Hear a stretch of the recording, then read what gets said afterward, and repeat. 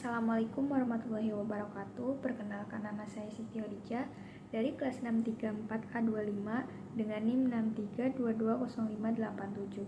Saya akan menjelaskan bedah kasus, yaitu kasus suap Garuda Indonesia periode 2017 sampai 2020. Kasus penyuapan yang melibatkan Garuda Indonesia yang merupakan kasus penyuapan transnasional di sektor swasta yang melibatkan beberapa negara termasuk Indonesia.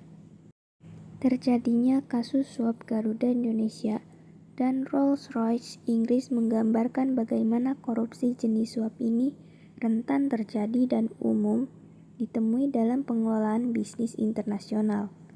Hal ini membuktikan bahwa penanganan korupsi transnasional membutuhkan perhatian yang lebih untuk mengurangi resiko kerugian negara. Kerjasama KPK dan SPO dalam kasus ini juga menjadi gambaran baru dalam hubungan internasional, sebab aktor dalam kerjasama internasional tersebut adalah lembaga anti korupsi dari Indonesia dan Inggris. Siapa saja yang terlibat dalam kasus suap Garuda Indonesia? Kejaksaan Agung atau Kejagung menetapkan Emir Syahsatar dan Suetikno Soedarjo sebagai tersangka kasus Garuda Indonesia. Sebelum Emir Syah dan Suetikno, Kejagung telah menetapkan 3 tersangka lainnya, yaitu yang pertama, Setijo Awibowo dengan inisial SA selaku PP Strategi Manajemen Office Garuda Indonesia 2011 sampai 2012. Yang kedua, Agus Wahjudo selaku Eksekutif Project Manager Aircraft Delivery PT Garuda Indonesia 2019 sampai 2014. Yang ketiga, Albert Burhan dengan inisial AB selaku PP Vice President Treasury Management PT Garuda Indonesia atau Persero Tbk periode 2005 sampai 2012.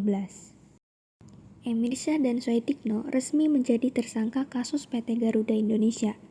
Kerugian akibat korupsi tersebut mencapai 8,8 triliun.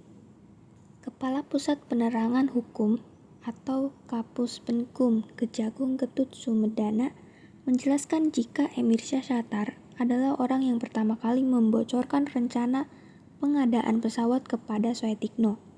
Hal tersebut bertentangan dengan pedoman pengadaan armada PPA milik PT Garuda Indonesia.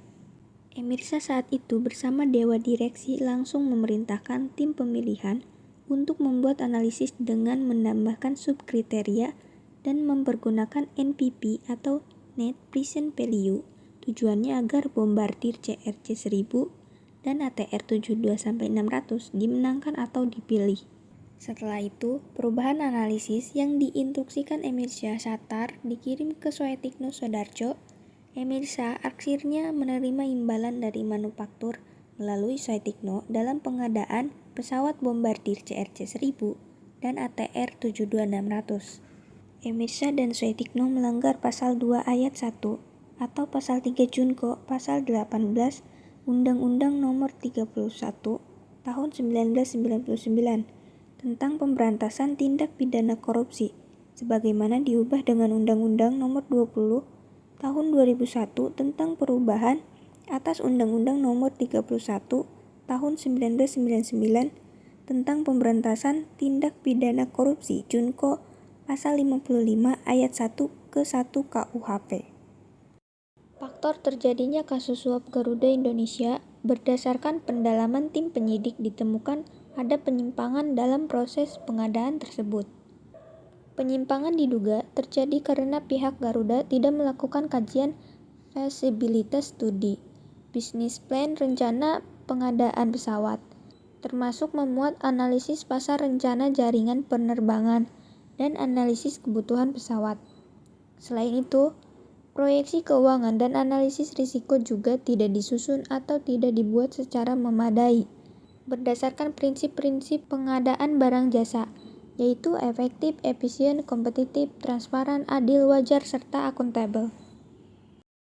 Kerugian kasus Garuda Indonesia akibat dari pengadaan pesawat tersebut telah terjadi penyimpangan dan mengakibatkan PT Garuda Indonesia Tbk mengalami kerugian dalam mengoperasionalkan pesawat CRJ-1000 dan ATR-72-600. Kemudian perusahaan juga diduga menguntungkan dua pihak lessor dari Prancis dan Irlandia yang memberikan pembiayaan pengadaan pesawat tersebut. Untuk penyelesaian kasus suap Garuda Indonesia, sebelumnya jaksa menuntut Emir Syahsatar dengan pidana 8 tahun penjara dan denda 1 miliar subsidiar 6 bulan kurungan. Emir Syah juga dituntut membayar uang pengganti sebesar 86.367.19 USD dolar, setara 1,4 triliun subsidiar 4 tahun kurungan. Untuk diketahui, Emir Syahsatar telah dinyatakan bersalah melakukan korupsi dengan menerima uang senilai totalnya sekitar 46 miliar. Hakim menghukum Emir Syah berupa pidana 8 tahun penjara, denda 1 miliar subsidiar 3 bulan kurungan. Di tempat terpisah, Garuda memproyeksikan pemulihan kinerja yang lebih cepat sejalan dengan disahkannya persetujuan terhadap rencana perdamaian oleh Majelis Hakim Pengadilan Negeri Jakarta Pusat.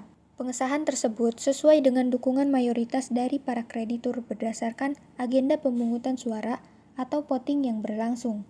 Wakil Menteri BUMN 2 Kartika Wirjoatmojo mengungkapkan disahkannya persetujuan rencana perdamaian PKPU oleh kreditur ini diharapkan dapat menjadi basis akselerasi kinerja Garuda untuk terus bergerak adaptif dan agile dalam menjalankan langkah restrukturisasinya. Untuk kesimpulannya, di sini dapat disimpulkan bahwa kerjasama antara KPK dan SPO dalam menangani kasus suap Garuda Indonesia merupakan suatu bentuk kerjasama internasional yang penting dalam upaya pemberantasan korupsi lintas negara. Kerjasama ini didasari oleh UNCAC sebagai instrumen hukum internasional yang memungkinkan pertukaran informasi dan koordinasi antar negara dalam menangani kasus korupsi transnasional. Meskipun terdapat tantangan dan hambatan selama proses kerjasama, seperti kompleksitas barang bukti yang harus diolah dan perbedaan sistem hukum antar negara. Tetapi, akhirnya kasus suap Garuda Indonesia dapat diselesaikan melalui kerjasama tersebut. Temuan hasil kerjasama menunjukkan pentingnya peran institusi dalam menyelesaikan permasalahan korupsi lintas negara dan bahwa kerjasama yang dilakukan dapat memberikan dampak positif dalam memerangi korupsi di Indonesia. Dengan demikian, kerjasama antara KPK dan SPO menjadi sebuah contoh bagaimana institusi dapat bekerja sama secara efektif untuk mengatasi permasalahan korupsi transnasional. Sekian penjelasan dari bedah kasus ini. Terima kasih. Wassalamualaikum warahmatullahi wabarakatuh.